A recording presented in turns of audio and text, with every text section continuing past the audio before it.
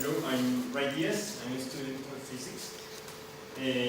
Let's talk about the physics behind Interstellar movie. Interstellar movie is a 2014 epic sci-fi movie, epic, directed by Christopher Nolan, and starring with a lot of nice people like Matthew McConaughey, Anne Hathaway, Jessica Chastain, and Michael Caine. The film features a group of people, a group of astronauts that travel through a wormhole in search for a new home for the humanity. Because in this sci-fi movie, the humanity, the Earth, is doomed because a lot of contamination. I think to understand that, it's important to understand how big is our universe. We are in the Earth. The Earth is orbiting the Sun. The Sun has is a part of a lot of nearest stars. These nearest stars called the solar interstellar neighborhood. This solar interstellar neighborhood is a only point of the Milky Way galaxy. So the Milky Way galaxy is this point, and surrounded by the nearest galaxy relative in distance to the Earth. This group of closest galaxy conform the local galactic group, and the local galactic group is a huge part of the Virgo supercluster, and the Virgo supercluster is the only point of our known observable universe. So we are nothing. I try to explain that. Then, after we comprehend how big is the observable universe, let's understand some physical theories behind of the interstellar travels. I will try to explain some theories as much as possible, as simple as I can, because it's difficult. So I'm going to explain three types of theories. One is special relativity theory, another is some aspects of general relativity, and some of wormhole physics. No more for that. Let's begin with the first. The special relativity theory is a theory mentioned by 1905 by Albert Einstein, and has two principles. One is principle of relativity, that the laws of the physics don't change, even the system of reference have moving. And the other principle is the speed of light is a constant for all the observers. These two principles have four consequences when you apply the physics. Have four consequences. One is the simultaneity of two events. Two events are simultaneity and occurs in different locations if the observer, no, if the situation, if the situation involves both events, but the other observer only see one. For example, the flash of the light and the boom of the thunder is a good example. I try to explain later. Another consequence is time dilatation. The time dilatation is the time lapse that we measure of each frame of reference. It's not infinite from one observer to another, and only depend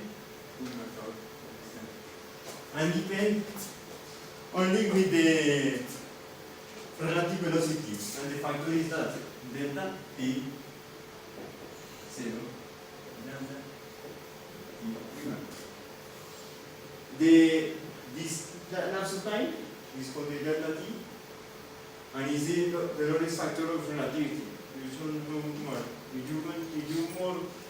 If you have to go more quickly, you have to spend minor time or less time to do the same action.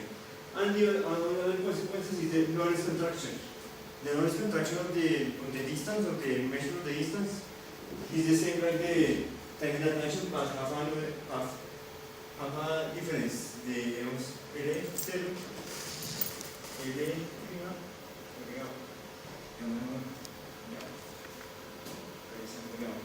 we have that. If we are in the frame grounded to the earth, we see the, for example, the circle more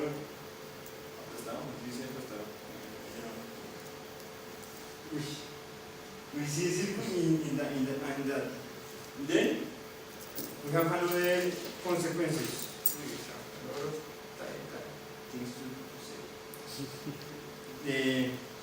Another consequences is the equivalence of the mass of energy. You know that the energy is M if you decrease the energy, you decrease your mass, and vice versa. This is only the thing.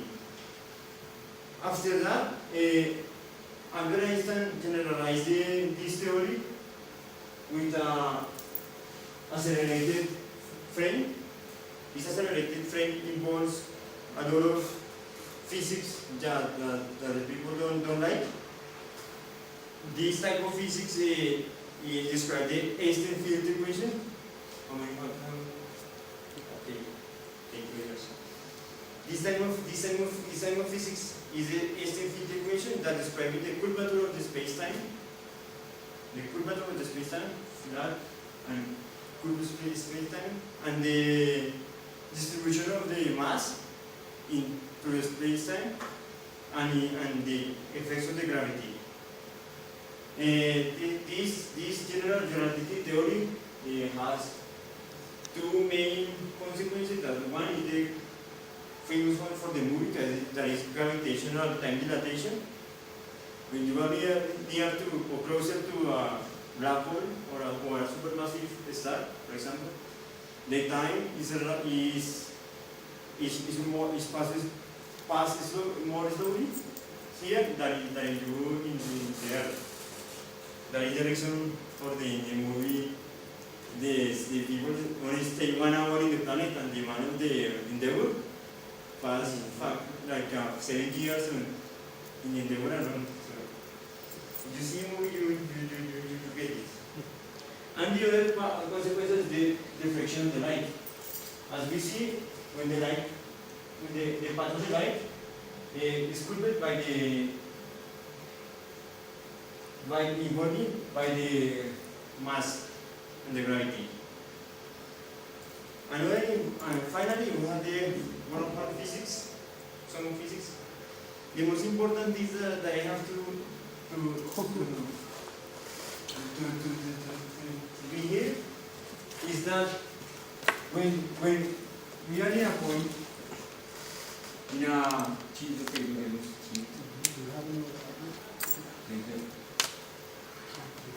point A and point B, the minor distance that is a straight line. No? Yes. The minor distance is a straight line.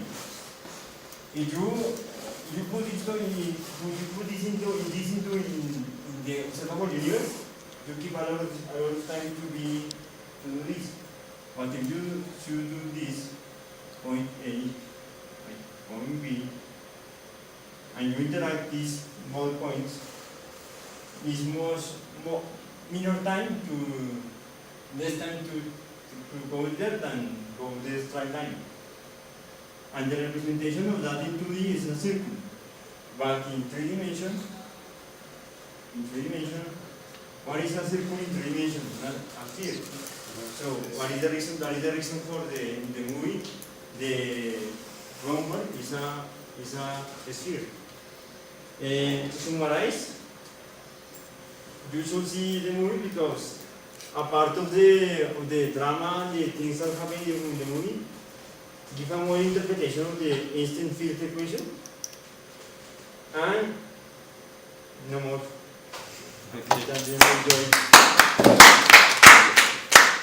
Do we have questions? Do you have questions? If you have it, ask. Don't ask. Mm, You use all your time, but